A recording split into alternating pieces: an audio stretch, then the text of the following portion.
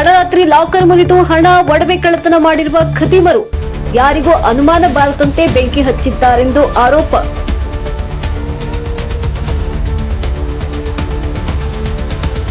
ಒಯ್ಯೋ ಹುಯ್ಯೋ ಮಳೆರಾಯ, ಕುಡಿಯಲು ಜಾನುವಾರುಗಳಿಗೆ ಹೂವಿನ ತೋಟಕ್ಕೆ ನೀರಿಲ್ಲ. ಮಳೆರಾಯನ ಹೊತ್ತು ಮಳೆಗಾಗಿ ಪ್ರಾರ್ಥಿಸಿ ಮೆರವಣಿಗೆ.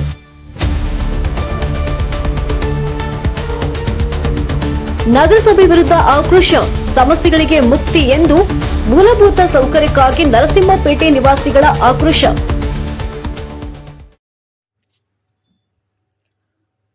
ಮನೆಗೆ ಬೆಂಕಿ ಹಚ್ಚಿ ಲಕ್ಷಾಂತರ ರೂಪಾಯಿ ಮೌಲ್ಯದ ಒಡವೆ ನಗದು ಕಳ್ಳತನ ಮಾಡಿರುವ ಘಟನೆ ಕೋಲಾರ ತಾಲೂಕಿನ ನರಸಾಪುರ ಹೋಬಳಿಯ ಮಲ್ಲಸಂದ್ರ ಗ್ರಾಮದಲ್ಲಿ ತಡರಾತ್ರಿ ನಡೆದಿದೆ. ಶಾರದಮ್ಮ ಎಂಬುವರಿಗೆ ಸೇರಿದ ಮನೆಯಲ್ಲಿ ಕಳ್ಳತನ ನಡೆದಿದ್ದು, ಮನೆಯಲ್ಲಿ ಯಾರು ಇಲ್ಲದ ವೇಳೆ ಕಿಡಿಗೇಡಿಗಳು ಕಳ್ಳತನ ಮಾಡಿದ್ದಾರೆ. ತಡರಾತ್ರಿ ಲಾಕರ್ ಮುರಿದು ಹಣ ಒಡವೆ ಕಳ್ಳತನ ಮಾಡಿರುವ ಖದೀಮರು ಯಾರಿಗೂ ಅನುಮಾನ ಬಾರದಂತೆ ಬೆಂಕಿ ಹಚ್ಚಿದ್ದಾರೆಂದು ಆರೋಪ. ಬೌಂಡ್ರಿ ಗೇಟ್ನಲ್ಲಿ ಟೀ ಅಂಗಡಿ ಇಟ್ಟು ಜೀವನ ನಡೆಸುತ್ತಿರುವಂತಹ ಶಾರದಮ್ಮ ಕುಟುಂಬ ಬೆಂಕಿಗೆ ಮನೆಯಲ್ಲಿದ್ದ ವಸ್ತುಗಳು ಸಂಪೂರ್ಣ ಭಸ್ಮವಾಗಿವೆ. ವೇಮಗಲ ಪೊಲೀಸ್ ಠಾಣಾ ವ್ಯಾಪ್ತಿಯಲ್ಲಿ ಈ ಘಟನೆ ನಡೆದಿದೆ. ಇದು ಯಾವಾಗ ಲಾಕ್ ಓಪನ್ ಆಗಿತ್ತು, ಅವರ ಪರ್ಸ್ ಯಾವಾಗಿಲ್ಲ ಅವಾಗ ಇದು ಯಾರೋ ಮಾಡಿರೋದು ಕಸ್ಬು ಅಂತ ಆ ಬಾಕ್ಲು ಬೀಗ ಅದು ಬೀಗ ಹಾಕಿರೋ ಬೀಗ ಹಂಗೆ ಇತ್ತು. ಬೀಗ ಇಕ್ಕಿರಿಲ್ಲ ನೀನಲ್ಲಿ ಮನೆ ಬೀಗ ಗಾಡಿದಾಗದೆ ಮನೆ ಬೀಗ ಸಿಕ್ಕಿಲ್ಲ. ಅವನ ಅಪ್ಪ ಇನ್ನೊಂದು ದಿನ ಹೇಳಿದ್ ನಾನು ಅದ್ರಾಗ ಎಲೆಕ್ಟ್ರಿಕ್ದಾಗ ಇಟ್ಟೆ ಅಂತ, ಅದನ್ನ ನಾನು ಅದ್ರಾಗ ಹುಡುಕಿ ಬೀಗ ತೆಗೆದೆ. ನಾನು ಬಂದು ಬೀಗ ತೆಗ್ದಿದ್ದೆ, ಬೀಗ ಹಾಕಿದ್ದೆ. ಈ ಕಡೆಯಿಂದ ಕಟ್ಕೊಂಡು ನಿಂತವ್ರೆ ಮುಚ್ಚಿ ಕೆಲಸ ಮಾಡಿ ಆಮೇಲೆ ಬೆಂಕಿ ಇಟ್ಟಿರೋದಿದೆ. ಅಂಟ್ಕೊಂಡಿದ್ದ ಥರ ಇರಲಿ ಅಂತ ಬೀಗ ಹಾಕಿರೋ ನೋಡಿ. ಬೀಗ ಇವಾಗ ನಾನು ಬಂದು ಬೀಗ ತೆಗ್ದಿದ್ದು, ಬೀಗ ಹಾಕಿದ್ದು ನಾನು ಯಾವಾಗ ಲಾಕ್ ಓಪನ್ ಆಗಿತ್ತಲ್ಲ, ಇದು ಸಾಮಾನ್ಯ ಅದು ಲಾಕ್ ಓಪನ್ ಆಗಲ್ಲಪ್ಪ. ಬೀಗ ನನ್ನ ಹತ್ರನೇ ಐತೆ ಕತ್ತಾಗ. ಇವಾಗ ನಮ್ಮ ಕಾಲರ್ಶಿಪ್ ಕಾಸು ಬಂದಿದ್ದು ಸ್ಕೂಲ್ಗೆ ಅವಾಗ ಖುಷಿದ್ರು ಅವನು. ಒಂದು ವರ್ಷ ಇನ್ನೂ 1 ವರ್ಷದಿಂದ ಅಲ್ಲಿದ್ರಾಗೆ ಐತೆ. ನಮ್ಮ ಮಗು ಏನೇನು ನಾನು ಹಾಕೊಂಡ್ಬಿಡ್ತಾ ಇದ್ನಿ, ಅಮ್ಮ ಅಲ್ಲಿ ಕುಟ್ಬಾ ತಂದು ಮಾಡ್ಕೊಳೋದು ಹಾಕೋಬೇಡ ಅವಲ್ಲ ಯಾಕೆ ಸಮಯ ನಾವು ಎಲ್ಲೋ ಬೌಂಡ್ರಿನಲ್ಲಿ ಫುಟ್ಪಾತಲ್ಲಿ ಜೀವನ ಮಾಡ್ಕೊಂಡು ಟೀ ಅಂಗಡಿ ಇಟ್ಕೊಂಡು ಜೀವನ ಮಾಡ್ತಾ ಇದ್ವಿ. ಯಾರೋ ಬಂದು ನೈಟ್ ಬಂದು ಯಾರೋ ಕಳ್ತನ ಮಾಡ್ಕೊಂಡು ಹೋಗಿ ಬೆಂಕಿ ಇಟ್ಬಿಟ್ಟಿದ್ದಾರೆ ನಮ್ಮ ಮನೆಗೆ. ಇದು 2ನೇ ಬಾರಿ ಮಾಡಿರೋದು. ಫಸ್ಟ್ ಒಂದು ಬಾರಿ ಈ ಥರನೇ ಯಾರೋ ಬೆಂಕಿ ಇಕ್ಕಿದ್ರು. ಅವಾಗೂ ನಮ್ದೆಲ್ಲ ದುಡ್ಡು ಕಾಸೆಲ್ಲ ಹೋಯ್ತು. ಅವಾಗೂ ಎಲ್ಲ ಕಂಪ್ಲೇಂಟ್ ಮಾಡಿ ಎಲ್ಲ ಒದ್ಲಾಡಿ ಎಲ್ಲ ತಾಲೂಕು ಆಫೀಸ್ ಗಂಟ ಓಡಾಡಿ ಯಾರೂ ಪರಿಹಾರ ಕೊಡಿಲ್ಲ ಸ್ವಾಮಿ. ನಮ್ಗೆ ಆಸ್ತಿ ಇಲ್ಲ, ಪಾಸ್ತಿ ಇಲ್ಲ, ಏನೂ ಇಲ್ಲ, ಜೀವನ ಮಾಡ್ತಾ ಇದ್ರಿ. ಇವತ್ತು ರಾತ್ರಿ ಬಂದು ಒಂದು ತಾಳಿ, ಕಾಲ್ ಚೈನು, ಸ್ವಲ್ಪ ಕಾಲುಂಗ್ರ, ಸ್ವಲ್ಪ ಕಾಸು ಎಲ್ಲ ಅದರಲ್ಲಿ ಇಟ್ಟಿದೆ, ಎಲ್ಲ ಎತ್ಕೊಂಡು ಹೋಗ್ಬಿಟ್ಟಿದ್ದಾರೆ ಸ್ವಾಮಿ. ಇದಕ್ಕೆ ಪರಿಹಾರ ಕೊಡಿ ಸ್ವಾಮಿ ನಮಗೆ. ಚಿಂತಾಮಣಿ ನಗರದ 18ನೇ ವಾರ್ಡ್ ವ್ಯಾಪ್ತಿಯಲ್ಲಿ ಕಳೆದ 1 ತಿಂಗಳಿನಿಂದ ಕುಡಿಯುವ ನೀರಿನ ಸರಬರಾಜು ಸಂಪೂರ್ಣವಾಗಿ ಸ್ಥಗಿತಗೊಂಡಿದ್ದು, ಬೇಸತ್ತ ನಿವಾಸಿಗಳು ಇಂದು ಬೀದಿಗಿಳಿದು ವಾರ್ಡಿನ ಬೋರ್ವೆಲ್ ಎದುರುಗಡೆ ಪ್ರತಿಭಟನೆ ನಡೆಸಿದರು. ವಾರ್ಡ್ ಸಂಖ್ಯೆ 18 ನಿವಾಸಿಗಳು ಕಳೆದ 1 ತಿಂಗಳಿನಿಂದ ನಲ್ಲಿಗಳಲ್ಲಿ ನೀರು ಬರ್ತಿಲ್ಲ. ಇದರಿಂದಾಗಿ ಅಡುಗೆ, ಸ್ನಾನ ಹಾಗೂ ದೈನಂದಿನ ಕೆಲಸಗಳಿಗೆ ನೀರಿಲ್ಲದೆ ಮಹಿಳೆಯರು ಮತ್ತು ಮಕ್ಕಳು ಪರದಾಡುವಂತಾಗಿದೆ. ಈ ಬಗ್ಗೆ ಈಗಾಗಲೇ 10 ಬಾರಿ ಸಂಬಂಧಪಟ್ಟಂತ ಅಧಿಕಾರಿಗಳು ಹಾಗೂ ನಗರಸಭೆಗೆ ಮನವಿ ಸಲ್ಲಿಸಿದ್ರೂ ಯಾವುದೇ ಪ್ರಯೋಜನವಾಗಿಲ್ಲ ಎಂದು ನಿವಾಸಿಗಳಾದಂತ ವೆಂಕಟೇಶಪ್ಪಯ್ಯ, ಸುಧಾ, ಉಮಾ ಸೇರಿದಂತೆ ಇನ್ನು ಮುಂತಾದವರು ಆರೋಪಿಸಿದ್ದಾರೆ. ಇದೇ ಕಿರ್ಕಿನಗರ ನಿವಾಸಿ. 1 ವಾರದಿಂದ ನೀರು ಬರ್ತಾ ಇದೆ. 1-1.5 ವಾರದಿಂದ ಕೇಳಿದ್ರೆ ಮೋಟರ್ ರಿಪೇರಿ ಆಗಿದೆ ಅಂತ ಹೇಳಿದ್ರು. ಅಲ್ಲಿ ಒಂದು ಕಂಬದ ಹತ್ರ ನೋಡಿ ಸರ್, ಅಲ್ಲಿ ಕಂಬ ಕಡೆ ಸರ್, ಆ ಕಂಬದ ಹತ್ರ ನೀರು ಪೈಪ್ ಒಟ್ಟಾಗಿದೆ ಅಂತ ಹೇಳಿದ್ರು. ಅದು 2 ತಿಂಗಳಾಗಿದೆ. 2 ತಿಂಗಳಿಂದ ಈ ತರ ಸಮಸ್ಯೆ ಆಗ್ತಾ ಇರೋದು. ಅವ್ರಿಗೂ 1 ವಾರಕ್ಕೆ ಮುಂಚೆನೆ ತಿಳಿಸಿದಪ್ಪ, ಒಂದು ಡ್ರಮ್ ನೀರು ಬಿಡು, ಎಲ್ಲರಿಗೂ 1 ಡ್ರಮ್ ನೀರು ಬಿಡು, ಎಲ್ಲರೂ ಸ್ವಲ್ಪ ಏನೋ ಅಡ್ಜಸ್ಟ್ಮೆಂಟ್ ಮಾಡ್ಕೊತಾರೆ, ಮತ್ತೆ ನೀನು ಬಂದು ಏನಾದರೂ ರಿಪೇರಿ ಮಾಡ್ಕೋ. ಒಂದು 4 ದಿವಸ ಆದ್ಮೇಲೆ ನೀರು ಬಿಟ್ಟರು ಪರವಾಗಿಲ್ಲ, ಸಮಸ್ಯೆ ದೊಡ್ಡದಾಗಲ್ಲ ಅಂತ ಹೇಳಿದ್ವಿ. ಆದ್ರೂ ಕಿವಿ ಮೇಲೆ ಹಾಕೊಳ್ತೀರ, ಅವರು ಕೆಲಸನೇ ಮಾಡ್ತಾ ಇಲ್ಲ, ನೀರು ಬೀಳಲಿಲ್ಲ. ಇವತ್ತು ಇವ್ರು ಬಂದಿದ್ದಾರೆ, ಇವ್ರು ರಿಪೇರಿ ಮಾಡೋರು. ಇವ್ರಿಗೆ ಹೋಗಿ ಅಪ್ಪ ನಿಮ್ಗೆ ಯಾವಾಗ ಹೇಳಿದ್ರು ಅಂತ ಕೇಳಿದ್ರೆ, ನೆನ್ನೆ ಫೋನ್ ಮಾಡಿ ನೆನ್ನೆ ಹೇಳಿದ್ರಂತೆ. ನೀರು ಸಮಸ್ಯೆ ಇರೋದು 1.5 ವಾರದಿಂದ. ಏನು ಸರ್, ಯಾವ ಥರ ಇವ್ರು ಕೆಲಸ ಮಾಡ್ಕೊತಾ ಇದ್ದಾರೆ? ಇವ್ರಿಗೆ ಸಂಬಳಗಳು ಬರ್ತಾ ಇದೆ, ಇವ್ರಿಗೆ ಮನೆಗಳು ದುಡ್ಡು ಹೋಗ್ತಾ ಇದೆ, ಅವ್ರ ಹೆಂಡತಿ ಮಕ್ಕಳೆಲ್ಲ ಚೆನ್ನಾಗಿದ್ದಾರೆ. ನಾವು ಕೆಲಸ ಕಾರ್ಯ ಬಿಟ್ಬಿಟ್ಟು ನೀರಿಲ್ದಿರ ಬಾತ್ರೂಮ್ಗೆ ಹೋಗೋಕ್ಕೆ ನೀರಿಲ್ಲ ನಮಗೆ. ಆ ಥರ ಪರಿಸ್ಥಿತಿ ಆಗಿದೆ. ಯಾರನ್ನೋ ಕೇಳೋದು ನಾವು. ಇವ್ರಿಗೆ ಫೋನ್ ಮಾಡಿದ್ರೆ ಬಿಡ್ತೀನಣ್ಣ, ಮೋಟ್ರ್ ರಿಪೇರಿ ಆಗಿದೆನಾ, ಮಾಡಿಸ್ತೀನಣ್ಣ ಅಂತಾರೆ, ಮಾಡಿಸೋದೇ ಇಲ್ಲ. ನೀರು ಏಕೆ ಬರ್ತಿಲ್ಲ ಎಂದು ಕೇಳಿದರೆ ಅಧಿಕಾರಿಗಳು ಮೋಟಾರ್ ರಿಪೇರಿ ಆಗಿದೆ ಅಥವಾ ಪೈಪ್ಲೈನ್ ಒಡೆದು ಹೋಗಿದೆ ಎಂಬ ಹಾರಿಕೆ ಉತ್ತರ ನೀಡುತ್ತಿದ್ದಾರೆ ಎಂದು ಪ್ರತಿಭಟನಾಕಾರರು ದೂರಿದ್ದಾರೆ. ಇನ್ನು ಪ್ರತಿಭಟನೆಯಲ್ಲಿ ಭಾಗವಹಿಸಿದಂತ ಮಹಿಳೆಯೊಬ್ಬರು ಮಾತನಾಡಿ, ನಮಗೆ 1 ತಿಂಗಳಿನಿಂದ ನೀರಿಲ್ಲ, ಮಕ್ಕಳನ್ನ ಶಾಲೆಗೆ ಕಳಿಸಲು, ಸ್ನಾನ ಮಾಡಿಸಲು ನೀರಿಲ್ಲದೆ ಕಷ್ಟವಾಗ್ತಿದೆ. ಪ್ರತಿಯೊಂದಕ್ಕೂ ಕಾಸು ಕೊಟ್ಟು ನೀರು ಕೊಂಡುಕೊಳ್ಳುವಂತ ಪರಿಸ್ಥಿತಿ ಬಂದಿದೆ. ನಗರಸಭೆಯವರು ಈ ಕೂಡಲೇ ಈ ಸಮಸ್ಯೆಯನ್ನ ಬಗೆಹರಿಸಬೇಕೆಂದು ಒತ್ತಾಯಿಸಿದರು. ನಮ್ಗೊಂದು ತಿಂಗಳಿಂದ ನೀರ್ ಬರ್ತಾ ಇಲ್ಲ. ಯಾರು ಎಷ್ಟು ಜನ ಹೋಗಿ ಹೇಳ್ತಾ ಇದ್ರು ಕೂಡ ನಮ್ಗೆ ನೀರ್ ಬಿಡ್ತಾ ಇಲ್ಲ. ತುಂಬಾ ಸಮಸ್ಯೆ ಆಗಿದೆ ನಮ್ಗೆ. ಮನೆ ಮುಂದೆ ಶುಕ್ರವಾರ ಅಂತ ಕೂಡ ಇಲ್ಲ, ಯಾವ ದಿನ ಅಂತ ಇಲ್ಲ, ಮಕ್ಕಳು ಕೂಡ ಸ್ನಾನ ಮಾಡೋದಕ್ಕೆ ಕೂಡ ನೀರಿಲ್ಲ. ತುಂಬಾ ಪ್ರಾಬ್ಲಮ್ ಆಗಿದೆ. ಕಂಪ್ಲೇಂಟ್ ಕೊಟ್ಟಿದ್ದಾರೆ ನೀರ್ಗೆ. ಏರಿಯಾದಲ್ಲಿ ನಮ್ಮ ಭಾವರೆಲ್ಲ ಹೋಗಿ ಹೇಳಿದ್ದಾರೆ, ಈಗ ಬಿಡ್ತೀವಿ ನಾಳೆ ಬಿಡ್ತೀವಿ ಅಂತ ಹೇಳ್ತಾರೆ, ನೀರ್ ಬಿಡ್ತಾ ಇಲ್ಲ. ನಮ್ಗೆ ತುಂಬಾ 250 ಜನ 300 ಜನ 400 ಜನನೇ ಇದ್ದಾರೆ, ಇನ್ನೂ ತುಂಬಾ ಜನನೇ ಇದ್ದಾರೆ. ನಮ್ಗೆ ತುಂಬಾ ಕಷ್ಟ ಆಗ್ಬಿಟ್ಟಿದೆ ನೀರ್ಗೆ.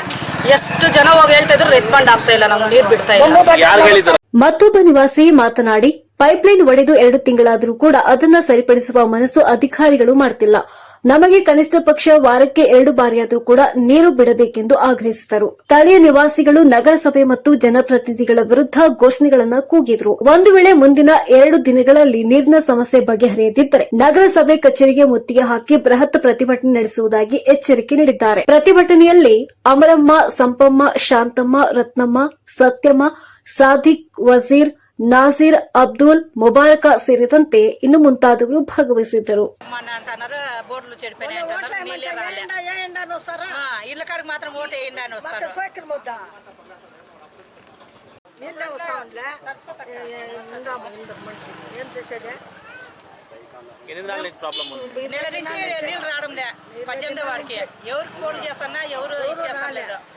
ఎవరన్నా వేసే ట్యాంకీ రమ్మంటే దూరం వెళ్ళిపోయి కొనుక్కుంటాం నీళ్ళే కొంటాము, అందరూ కొంటాం నీళ్లు. ఒకరు లేదనేకి లేదు, బాధ అవుతుంది నీళ్ళకి.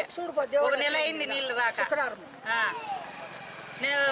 ಕಂದಾಯ ಭೂಮಿಯ 180 ಎಕರೆ ಭೂಮಿಯನ್ನ ಒತ್ತುವರಿ ಮಾಡಿಕೊಂಡ ಅರಣ್ಯ ಇಲಾಖೆಯ ವಿರುದ್ಧ ಕಣ್ಮುಚ್ಚಿ ಕುಳಿತ ತಾಲೂಕಾ ಆಡಳಿತ ವಿರುದ್ಧ ಭೂ ಸಂತ್ರಸ್ತರ ಹೋರಾಟ ಸಮಿತಿ ಹಾಗೂ ಕರ್ನಾಟಕ ಪ್ರಾಂತ ರೈತ ಸಂಘದಿಂದ ಕೋಲಾರ ತಾಲೂಕಾ ಕಚೇರಿ ಮುಂಭಾಗ ಪ್ರತಿಭಟನೆ ಹಮ್ಮಿಕೊಳ್ಳಲಾಗಿತ್ತು. ಇನ್ನು ಈ ವೇಳೆ ಭೂ ಸಂತ್ರಸ್ತ ಹರಟಿ ಪ್ರಕಾಶ್ ಮಾತನಾಡಿ, ಕೋಲಾರ ತಾಲೂಕು ಹುತ್ತೂರು ಹೋಬಳಿ ಶಿಳ್ಳಂಗೆರೆ ಹರಟೆ, ಮಲಂಡಹಳ್ಳಿ, ಕೋಟಿಗಾನಹಳ್ಳಿ, ಅಬ್ಬಣಿ, ಅರಳಿಕುಂಟೆ ಜಮೀನುಗಳ ಕಂದಾಯ ದಾಖಲೆಗಳನ್ನ ಮತ್ತು ಅರಣ್ಯ ಇಲಾಖೆಯ 1941 ಫಾರೆಸ್ಟ್ ಸೆಟಲ್ಮೆಂಟ್ ಕಾಪಿಯನ್ನು ಪರಿಶೀಲಿಸದೆ ಅಂದಿನ ಭೂ ದಾಖಲೆಗಳ ಸರ್ವೇರ್ ಸಂದೀಪ್ ಮತ್ತು ಅರಣ್ಯ ಇಲಾಖೆ ಅಧಿಕಾರಿಗಳು ಸೇರಿದಂತೆ 100 ವರ್ಷದ ಹಿಂದಿನ ದಾಖಲೆಗಳನ್ನ ಮರೆಮಾಚಿ ರೈತರಿಗೆ ನೀಡಿದಂತ ಕಂದಾಯ ಭೂಮಿಯಲ್ಲಿರುವ ಬೆಳೆಗಳನ್ನ, ನೀರಾವರಿಗಳನ್ನ, ಪಾಲಿ ಕಾಂಪೌಂಡ್ಗಳನ್ನ, ಮರಗಳನ್ನ 3 ದಿನಗಳ ಕಾಲ ಜೆಸಿಬಿಗಳೊಂದಿಗೆ ಅರಣ್ಯ ಒತ್ತುವರಿಯ ಹೆಸರಿನಲ್ಲಿ ಪೊಲೀಸ್ ಇಲಾಖೆಯ ಅಧಿಕಾರಿಗಳ ಬೆಂಗಾವಲಿನಲ್ಲಿ ರೈತರು ಸಾಗುವಳಿ ಮಾಡುತ್ತಿದ್ದ ಕಂದಾಯ ಇಲಾಖೆಯ ಭೂಮಿಗಳನ್ನ ಅರಣ್ಯ ಇಲಾಖೆ ಒತ್ತುವರಿ ಮಾಡಿಕೊಂಡಿದೆ ಎಂದು ಆರೋಪಿಸಿದ್ದಾರೆ.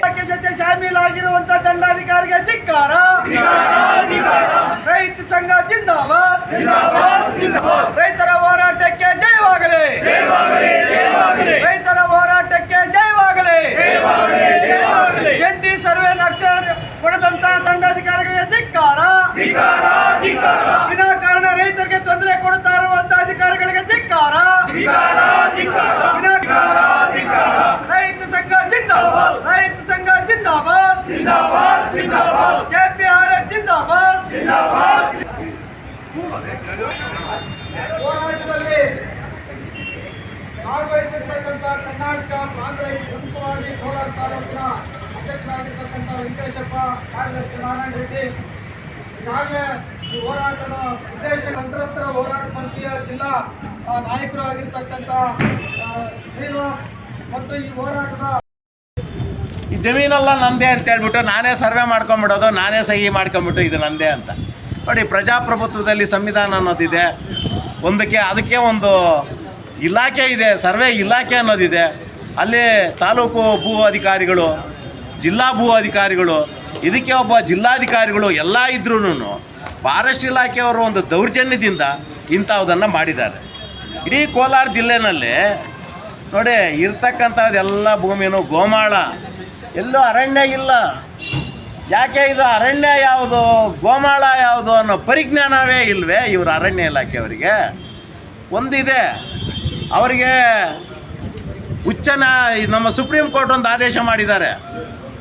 ಅರಣ್ಯ ಭೂಮಿಯನ್ನು ಅರಣ್ಯೇತರಕ್ಕೆ ಕಂದಾಯ ಇಲಾಖೆಯವರು ಏನಾದರೂ ಕೊಟ್ಟಿದ್ರೆ ಆ ಭೂಮಿಯನ್ನು ನೀವು ಪಡೆದುಕೊಳ್ಳಿ. ಹೇಗೆ ಪಡೆದುಕೊಳ್ಳಿ ಅಂದರೆ ಅವರಿಗೆ ಇಷ್ಟಿಂತಿಷ್ಟು ಅಂತ ಕೊಟ್ಟು ಅದನ್ನು ಪಡೆದುಕೋಬೇಕಷ್ಟೇ.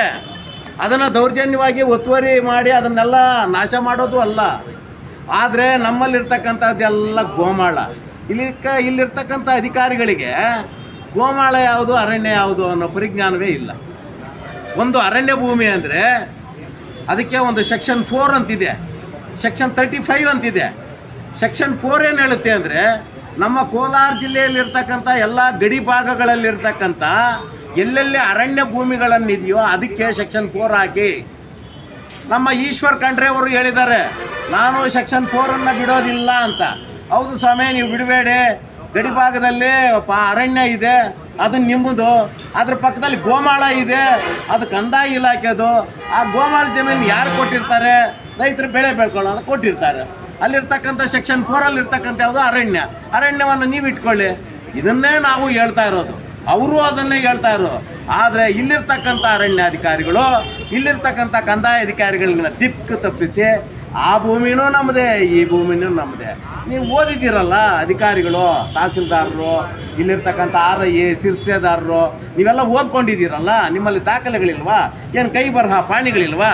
ಈ ಕೈ ಬರಹ ಪಾಣಿ ಇದೇನ ನಾನು ಬರೆಯೋಕ್ಕಾಗತ್ತಾ? ನೋಡಿ, ಈ ಕೈ ಬರಹ ಪಾಣಿ ನಾನು ಬರೆಯೋಕ್ಕಾಗತ್ತಾ? ಈ ಕೈ ಬರಹ ಪಾಣಿ ಯಾವಾಗಿದೆ? 93-94ರಲ್ಲಿದೆ. ಆಮೇಲೆ ಅಲ್ಲಿ ಫಾರೆಸ್ಟು ಏನೋ ಸೆಟ್ಲ್ಮೆಂಟ್ ನಂಬರನ್ನು ಎಂಟ್ರಿ ಮಾಡಿದ್ದಾರೆ. ಅಲ್ಲಿ ಎಕರೆ ಇಷ್ಟು ಜಮೀನು ಅಂತನೂ ಮಾಡಿದ್ದಾರೆ, ಮಾಡಿ ಸಹಿ ಹಾಕಿದ್ದಾರೆ. ಪುನಃ ನೀವು ಕೇಳಿದ್ರೆ ಇಲ್ಲ ಅಂತನೂ ಕೊಟ್ಟಿದ್ದಾರೆ. ಭೂ ಸಂತ್ರಸ್ತ ಶ್ರೀನಿವಾಸ್ ಮಾತನಾಡಿ, ಹಲವು ವರ್ಷಗಳಿಂದ ರೈತರು ಸಾಗುವಳಿ ಮಾಡಿ ಜೀವನ ಸಾಗಿಸುತ್ತಿದ್ದು, ಅರಣ್ಯ ಇಲಾಖೆಯ ಒತ್ತುವರಿಯಿಂದಾಗಿ ರೈತರು ಬೀದಿ ಪಾಲಾಗಿದ್ದಾರೆ.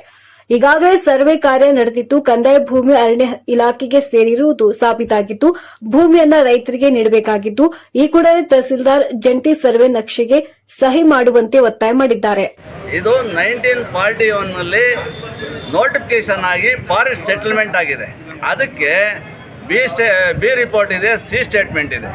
ಆಮೇಲೆ ಎಲ್ಲ 6 ಹಳ್ಳಿಗಳಲ್ಲಿ ಎಷ್ಟೆಷ್ಟು ಜಮೀನು ಅಂತ, ಗೋಮಾಳದಲ್ಲಿ ಎಷ್ಟೆಷ್ಟು ಜಮೀನು ಅಂತ ತಗೊಂಡು 409 ಎಕರೆ 35 ಗುಂಟೆ ಅಂತ ಮಾಡಿದ್ದಾರೆ. ಅವರು ಏನು ಮಾಡಿದ್ದಾರೆ ಅಂದರೆ 1931ರಲ್ಲಿ ಒಂದು ನೋಟಿಫಿಕೇಶನ್ ಮೈನರ್ ಫಾರೆಸ್ಟ್ ಅಂತ ಮಾಡಿದ್ದಾರೆ ಸೆಕ್ಷನ್ 35ರಲ್ಲಿ. ಸೆಕ್ಷನ್ 35ರಲ್ಲಿ ನೋಟಿಫಿಕೇಶನ್ ಮಾಡಿದ ಮೇಲೆ 1941ನಲ್ಲಿ ನೋಟಿಫಿಕೇಶನ್ ಮಾಡಿ ಅದನ್ನು ಫಾರೆಸ್ಟ್ ಸೆಟಲ್ಮೆಂಟ್ ಮಾಡಿದ್ದಾರೆ. ಇದಕ್ಕೆ ಯಾವುದೇ ಬೆಲೆ ಇಲ್ಲ. ಇದನ್ನು 1963 ಮತ್ತು 1969ರ ಆಕ್ಟ್ ಬುಕ್ಕಲ್ಲೇ ಹೇಳ್ತಾರೆ. ಯಾವುದು ರಕ್ಷಿತ ಅರಣ್ಯ ಆಗಿದೆಯೋ ಅದು ಇದರ ಅಡಿಯಲ್ಲೇ ಆಗಿರೋದು ಅಂತ ನೀವು ಭಾವಿಸಬೇಕು ಅಂತಲೇ ಹೇಳ್ತಾರೆ. ಅವ್ರದ್ದೇ ಫಾರೆಸ್ಟ್ ಆಕ್ಟ್ ಬುಕ್ಕು. ಇಷ್ಟೆಲ್ಲ ಇದ್ರೂ ರೈತರ ಮೇಲೆ ದೌರ್ಜನ್ಯ ಮಾಡಿ, ರೈತರು ಕಂದಾಯ ಇಲಾಖೆ ಕೊಟ್ಟಿರೋಂಥ ಜಮೀನುಗಳ ಮೇಲೆ ರಾತ್ರೋರಾತ್ರಿ ಬಂದು JCBಗಳು, ಪೊಲೀಸರ ರಕ್ಷಣೆಯೊಂದಿಗೆ ಬಂದು ರೈತರನ್ನೆಲ್ಲ ಹಾಳು ಮಾಡಿದ್ದಾರೆ. ಅಲ್ಲಿ ಈ 6 ಹಳ್ಳಿಯಲ್ಲಿ ಏನು ಎಷ್ಟೆಷ್ಟು ಜಮೀನು ತಗೊಂಡಿದ್ದಾರೆ ಅನ್ನೋದಕ್ಕೆಲ್ಲ ಈ 1941 ನೋಟಿಫಿಕೇಷನಲ್ಲಿ ಪೂರ್ತಿ ಸಿ ಸ್ಟೇಟ್ಮೆಂಟಲ್ಲಿ ಹೇಳಿದ್ದಾರೆ. ಇದಕ್ಕೆ ಸಂಬಂಧಪಟ್ಟಂಥ ಆಫೀಸರ್ಗಳಿದ್ದಾರೆ. ಫಾರೆಸ್ಟ್ ಸೆಟಲ್ಮೆಂಟ್ ಆಫೀಸರ್ ಇದ್ದಾರೆ, ಫಾರೆಸ್ಟ್ ಆಫೀಸರ್ ಇದ್ದಾರೆ, ರೆವಿನ್ಯೂ ಆಫೀಸರ್ ಸೆಟಲ್ಮೆಂಟ್ ಮಾಡಿರೋಂಥ ರೆವಿನ್ಯೂ ಆಫೀಸರು ಇದ್ದಾರೆ. ಇಷ್ಟೆಲ್ಲ ಇದ್ದುಕೊಂಡು ಇದನ್ನು ಅವರೇ ಹಾಕಿರೋದು. ಏನೋ ಈ ಸೆಟಲ್ಮೆಂಟ್ ಕಾಪಿನ DC ಅವ್ರು ಕೊಡಬೇಕಾದಾಗ ಇದನ್ನೇ ಕೊಟ್ಟಿರೋದು. ಇದನ್ನು ಕೊಟ್ಟು ಇದ್ರ ಪ್ರಕಾರ ನಡ್ಕೊಂಡಿಲ್ಲ. ಇಲ್ಲಿ ಏನೇನು ಎಷ್ಟೆಷ್ಟು ಎಕ್ಸ್ಟೆಂಟ್ ಇದೆ, ಎಷ್ಟೆಷ್ಟು ವಿಸ್ತೀರ್ಣ ಇದೆ, ಇದ್ರ ಬಗ್ಗೆ ಮಾತಾಡಿಲ್ಲ. ಇವ್ರು ಏನು ಮಾಡಿದ್ದಾರೆ ಅಂದರೆ ಮೈನರ್ ಫಾರೆಸ್ಟ್ ನೋಟಿಫಿಕೇಶನ್ ಇತ್ತಲ್ಲ, ಇದೊಂದು ಪೇಪರು, ಇದೊಂದು ತಂದುಬಿಟ್ಟು ನಮ್ಮ ಕಂದಾಯ ಇಲಾಖೆ ಅಧಿಕಾರಿಗಳ ಹತ್ರ VAಗಳು RIಗಳಿದ್ರಲ್ವ ಅವ್ರ ಹತ್ರ ಇದ್ರ ಪ್ರಕಾರ ಅಲ್ಲಿ ಎಂಟ್ರಿ ಮಾಡಿಸಿದ್ದಾರೆ RTCಯಲ್ಲಿ. ಹುಯ್ಯೋ ಹುಯ್ಯೋ ಮಳೆರಾಯ, ಕುಡಿಯಲು ಜಾನುವಾರುಗಳಿಗೆ ಹೂವಿನ ತೋಟಕ್ಕೆ ನೀರಿಲ್ಲ ಎಂದು ಮಳೆರಾಯನ ಹೊತ್ತು ಮಳೆಗಾಗಿ ಪ್ರಾರ್ಥಿಸಿ ಮೆರವಣಿಗೆ ಮಾಡಿದ ಘಟನೆ ಪಟ್ಟಣದಲ್ಲಿ ಜರುಗಿತು.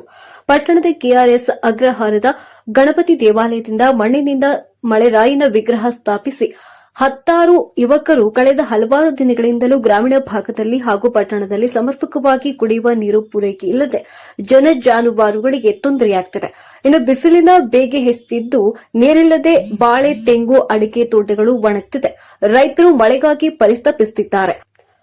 ಅರಣ್ಯ ಪ್ರದೇಶದಲ್ಲಿರುವಂತಹ ಪಕ್ಷಿ ಪ್ರಾಣಿಗಳಿಗೆ ಕುಡಿಯುವ ನೀರಿನ ಹಾಹಾಕಾರ ಉಂಟಾಗಿದ್ದು ಜನ ಜಾನುವಾರುಗಳಿಗೂ ಕೂಡ ತೊಂದರೆ ಆಗಿದೆ.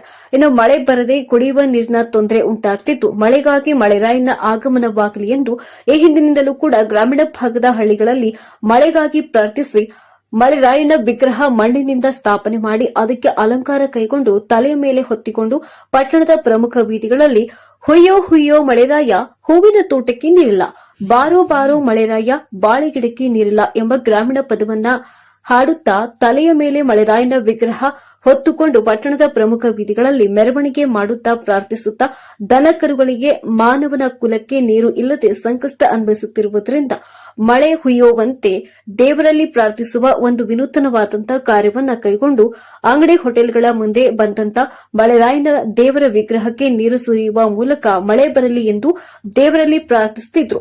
ಸುಡು ಬಿಸಿಲಿನ ಬೇಗೆ ಜನರು ಸರ್ಕಾರಿ ಕಚೇರಿ ರಸ್ತೆಗಳು ಬಿಕೋ ಅನ್ನುವ ಸ್ಥಿತಿ ನಿರ್ಮಾಣವಾಗಿದ್ದು ಪ್ರಾಣಿ ಪಕ್ಷಿ ಜಾನುವಾರುಗಳಿಗೂ ಈಚೆ ಬರದೆ ಸಂಕಷ್ಟ ಅನುಭವಿಸುತ್ತಿವೆ ಎಂದು ಮಳೆರಾಯನ ಆಗಮನಕ್ಕಾಗಿ ದೇವರನ್ನ ಪ್ರಾರ್ಥಿಸಿದರು.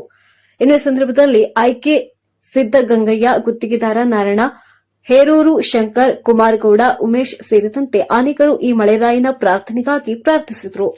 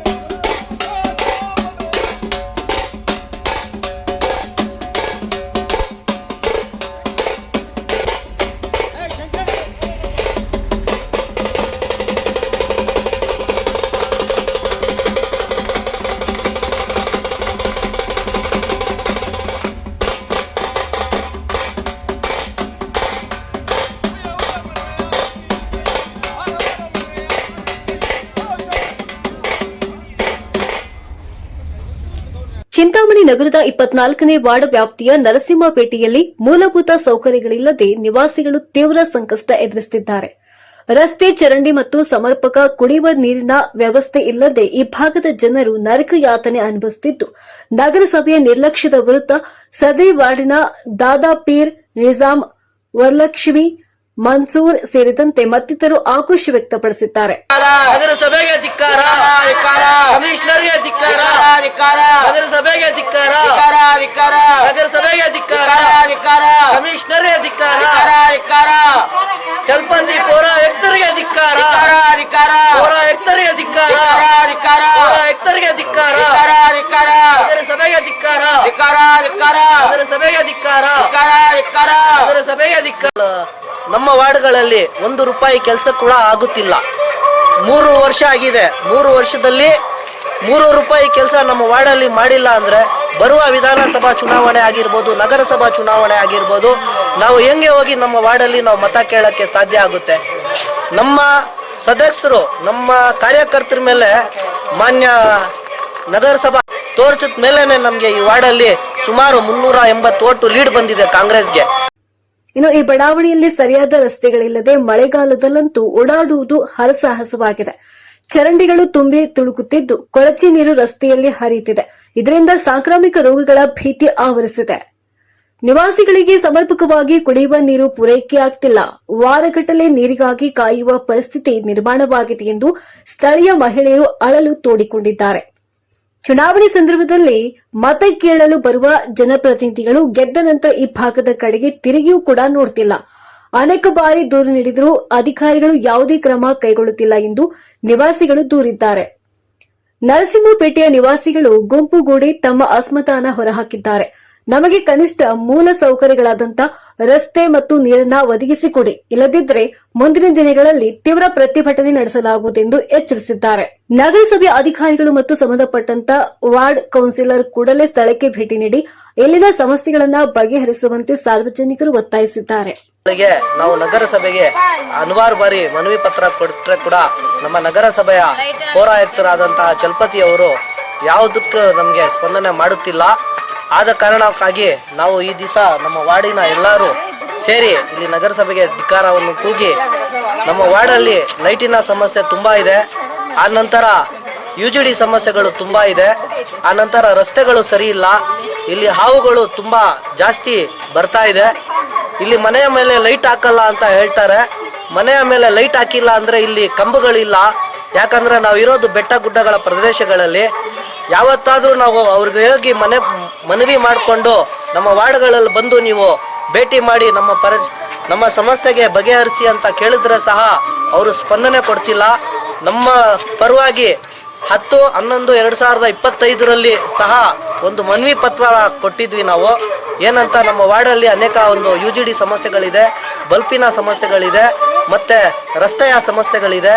ದಯವಿಟ್ಟು ನೀವು ವಾರ್ಡಿಗೆ ಬಂದು ನಮ್ಮ ಜೊತೆಗೆ ನಮ್ಮ ಸಮಸ್ಯೆಗಳು ಬಗೆಹರಿಸಿ ಅಂತ ನಾವು ಮನವಿ ಪತ್ರ ಕೊಟ್ಟಿದ್ರೆ ಕೂಡ ಅವರು ನಮಗೆ ಯಾವುದೇ ಥರದ ಸಹಕಾರವನ್ನು ನೀಡ್ತಿಲ್ಲ. ನಾವು ಬೇರೆ ಸ್ವಲ್ಪ ಇವರಿದ್ದಾರೆ, ಅವ್ರಿಗೂ ಸಹ ಹೋಗಿ ಮನವಿ ಮಾಡಿ ನಾವು ಹೇಳಿದ್ರೆ ಕೂಡ ಅವರು ಸಹ ನಮಗೆ ಯಾವುದೇ ಥರ ಪ್ರತಿಕ್ರಿಯೆ ಕೊಡ್ತಿಲ್ಲ. ಇವತ್ತು ಮಾಡೋಣ, ನಾಳೆ ಮಾಡೋಣ, ನಾಳೆದ್ದು ಮಾಡೋಣ ಅಂಥೇಳಿ ಇದೇ ಥರ ನಮಗೆ 3 ವರ್ಷಗಳ ಕಾಲ ತಳ್ಕೊಂಡು ಹೋಗಿದ್ದಾರೆ. ಈಗ ಬರುವ ನಗರಸಭೆ ಚುನಾವಣೆ ಆಗಿರ್ಬೋದು, ವಿಧಾನಸಭಾ ಚುನಾವಣೆ ಆಗಿರ್ಬೋದು, ಲೋಕಸಭಾ ಚುನಾವಣೆ ಆಗಿರ್ಬೋದು, ನಾವು ಹೋಗಿ ಮತ ಕೇಳಬೇಕು ಅಂದರೆ ನಮ್ಮ ವಾರ್ಡಲ್ಲಿ ನಾವೇನಾದರೂ ಒಂದು ಅಭಿವೃದ್ಧಿ ಕೆಲಸ ಮಾಡಿದರೆ ಮಾತ್ರ ನಾವು ಹೋಗಿ ಮತ ಕೇಳೋಕ್ಕೆ ಸಾಧ್ಯ ಆಗುತ್ತೆ. ನಾವೇನು ಅಭಿವೃದ್ಧಿ ಕೆಲಸ ಮಾಡಿಲ್ಲ ಅಂದರೆ ನಾವು ಹೋಗಿ ಮತ ಹೆಂಗೆ ಕೇಳೋಕ್ಕೆ ಸಾಧ್ಯ ಆಗುತ್ತೆ? ನಮ್ಮ ವಾರ್ಡ್ಗಳಲ್ಲಿ ನಮ್ಮ ಶಾಸಕರು ಕೋಟ್ಯಾಂತರ ರೂಪಾಯಿ ಅನುದಾನ ನಗರ ಭಾಗಕ್ಕೆ ನಗರಸಭೆಗೆ ಎತ್ಕೊಂಡು ಬಂದು ಕೊಡುತ್ತಿದ್ದಾರೆ. ಆದರೆ ನಮ್ಮ ನಗರಸಭಾ ಪೌರಾಯುಕ್ತರು ಅದು ಏನು ಮಾಡ್ತಾ ಇದ್ದಾರೆ ಗೊತ್ತಿಲ್ಲ. ಕಳೆದ ವರ್ಷ ನಗರಸಭಾ ಅಧ್ಯಕ್ಷರಾದಂತಹ ರೇಖಾ ಉಮೇಶ್ ಅವರು ಇದ್ರು. ನಮ್ಮ ವಾರ್ಡಲ್ಲಿ ನಾವು ಅನೇಕ ಕೆಲಸ ಅವರ ಒಂದು ಪೀರಿಯಡಲ್ಲಿ ಮಾಡಿದ್ದೀವಿ. ಆ ಒಂದು ಅಭಿವೃದ್ಧಿ ನಾವು ಮಾಡಿದ್ದೀವಿ ಅಂತ ಹೇಳಿ 25 ವರ್ಷಗಳ ಕಾಲ ಇಲ್ಲಿ ಕಾಂಗ್ರೆಸ್ ಆಗಿರಲಿ, ನಮ್ಮ ಶಾಸಕರಿಗಾಗಿರಲಿ ಒಂದು ಮತ ಹೆಚ್ಚಿಗೆ ಬಂದಿರಲಿಲ್ಲ. ನಾವು ರೇಖಾ ಉಮೇಶ್ ಅಕ್ಕ ಅವರ ಒಂದು ಪೀರಿಯಡಲ್ಲಿ ನಾವು ಹೋಗಿ ಇಲ್ಲಿ ವಾರ್ಡಲ್ಲಿ ಅಭಿವೃದ್ಧಿ ಕಾಮಗಾರಿಗಳು ಮಾಡಿ ನಾವು ಈ ಥರ ಮಾಡಬಹುದು, ನಮ್ಮ ಸದಸ್ಯರು ಬಂದು ನಮ್ಮ